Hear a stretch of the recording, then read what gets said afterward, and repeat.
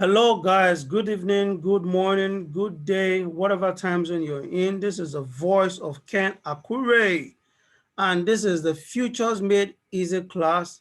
This is a technical analysis class, advanced stuff that we're looking at, picking entries in the market. So today, in this session, I want us to look at two things. The first one is what I call FRS.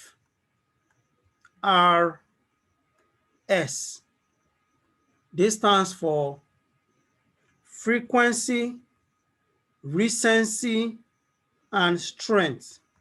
Frequency, how frequent, okay, let me type. So we have frequency, that's one. We have recency, how recent, then we have strength. So let's put this somewhere here. So what is this referring to? This is an aspect of uh, looking at support and resistance. Now, you notice that markets will always keep forming new support. Will always keep forming new support, new resistance, new support. Let me type that with this.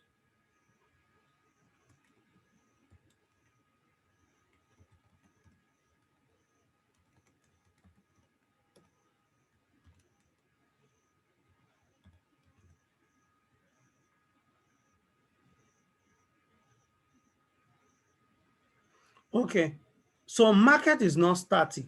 Market is dynamic in that market will always keep moving, breaking new support, forming new resistance, breaking new resistance, forming new support. That's how market moves. So sometimes it can be confusing, and this is something that you have to battle with after a while. Then it gets you get to get a hang of it. It can be confusing which of the support or the resistance to focus on, so that's where this comes in: frequency, recency, and strength.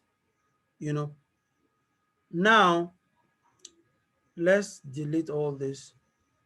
Oh, anyway, you guys, I already called it. So in defining your levels, your support and resistance levels, the first thing you want to check is you want to check how frequent does price interact on that level. How frequent? So the more the frequency, the more valid that level is. For example, let's look at this area here. Let's not go too far. So let's pick an area based on frequency. So based on frequency, okay, still based on frequency,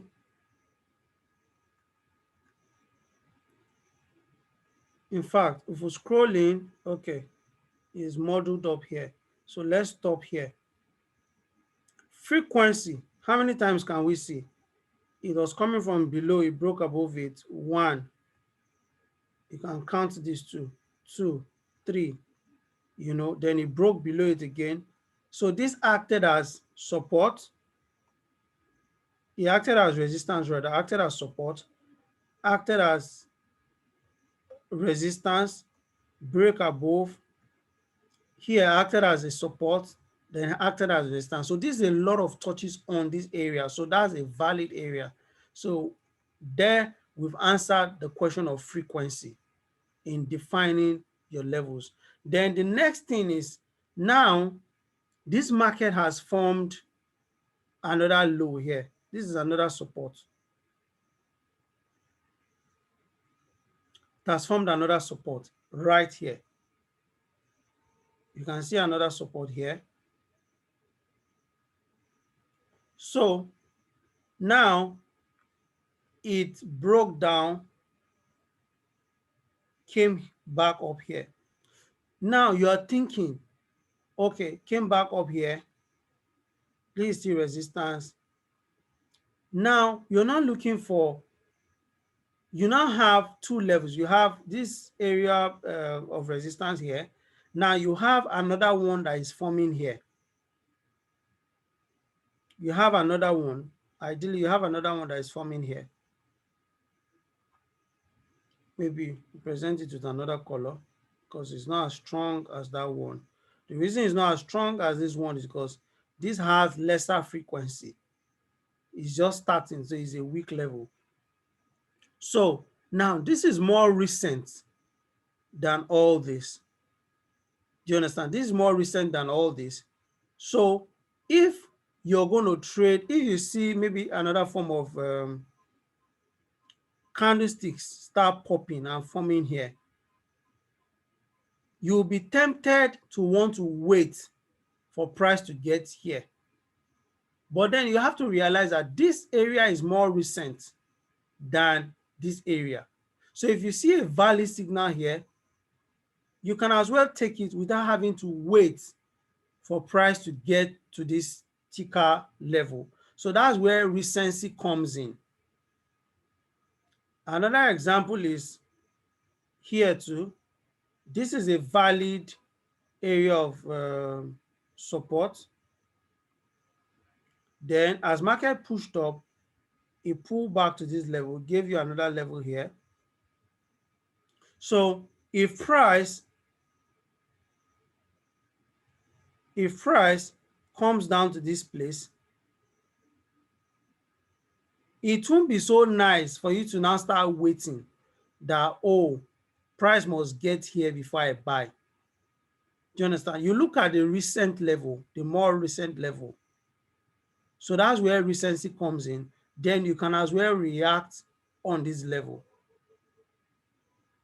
So that's frequency. Then strength is looking at the kind of reaction, the kind of rejection that you see at that level. For example, see the kind of bullish candlesticks that you saw emerging from these lows. This is a whole lot of strength. So that tells you that this level is an area of that has lot of buying activities. And you can see that from, even if you zoom out, you can see that from all this. You can see that from this. So this tells you there's a lot of strength. There's a lot of buying strength here. This market has strength here.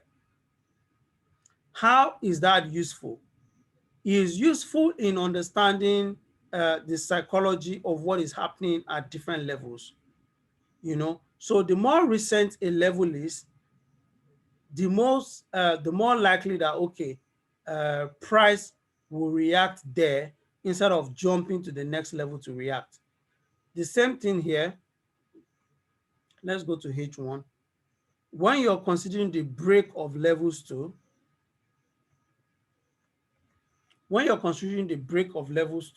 for example, here, this was an area of resistance, right? Price closed above it with this candle. So whoever was trying to sell here, someone was trying to sell here the other day, I told him, wait for a signal on H4 before you sell this market, and he did. Why? Because the lower time frame can actually have a lot of noise. So market broke above there. So this is a very recent break. The breakout traders will buy this and say, oh, this is a breakout, expecting a push up. But then market came down and broke back below. Do you understand? So your focus should be on, this is a more recent level. This new break is a more recent level than maybe somewhere here or somewhere here or somewhere here. So based on the recency rule, you follow this. Do you understand? Instead of waiting for a breakout here, you follow this instead. Why? You've had your M pattern, a false breakout into resistance, then they push below. And Recency and frequency too, you can use that to trade divergence. So now brings us to the second thing I want to talk about. What is trading divergence? Divergence, there are two kinds of divergence. There's the classic divergence, then I think there's the uh, hidden, is it hidden divergence? Yeah, hidden divergence. There's a classic divergence and there's hidden divergence.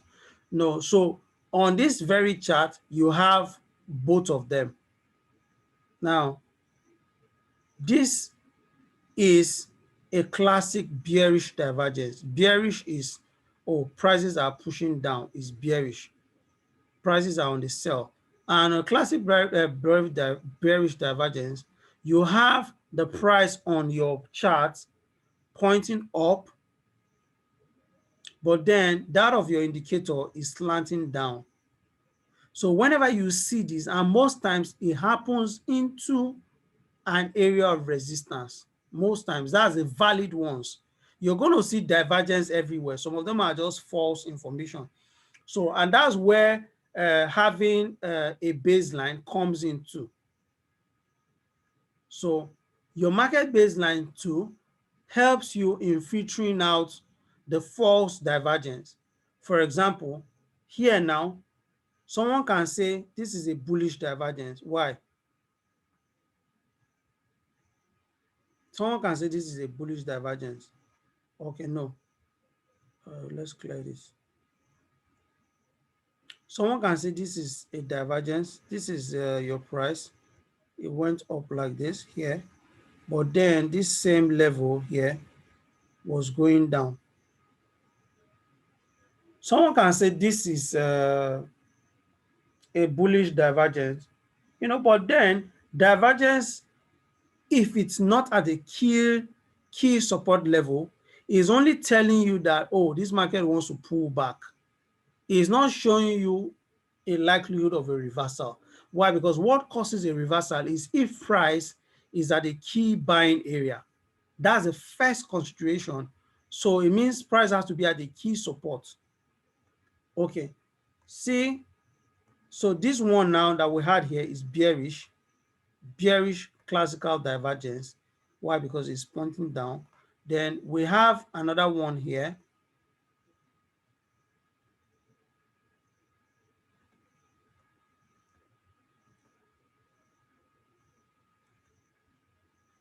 We have another one here. Now, this is a key area of support.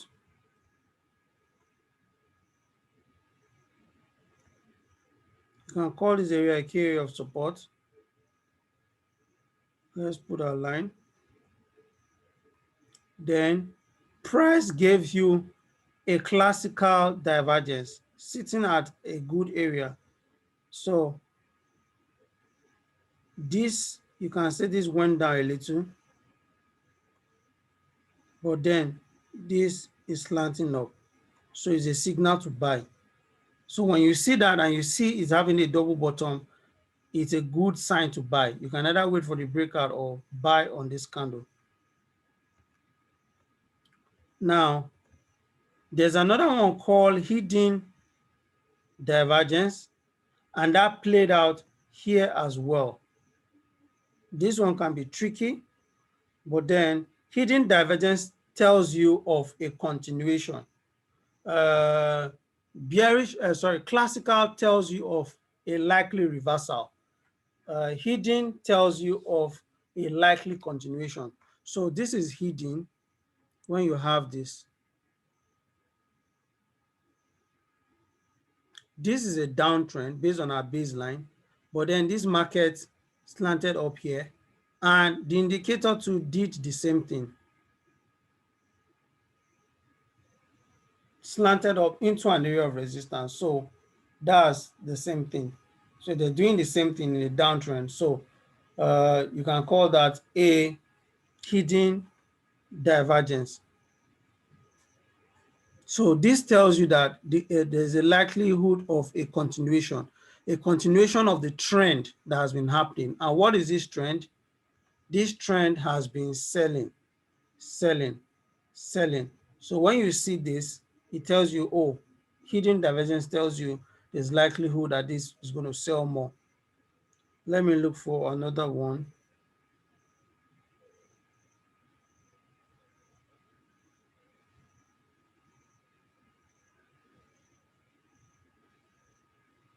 Okay, then of course here too, you have your classical bearish divergence. You can see it here. This was slanting up, but then your indicator here is slanting down. So they come in helpful, but it must happen at a key area of resistance. Then sometimes if you want to be even more confident, sorry, if you even want to be even more confident, you don't just trade them alone. When you see that divergence, you allow it play out, then you wait for a break of structure. Like this is support, you wait for that break,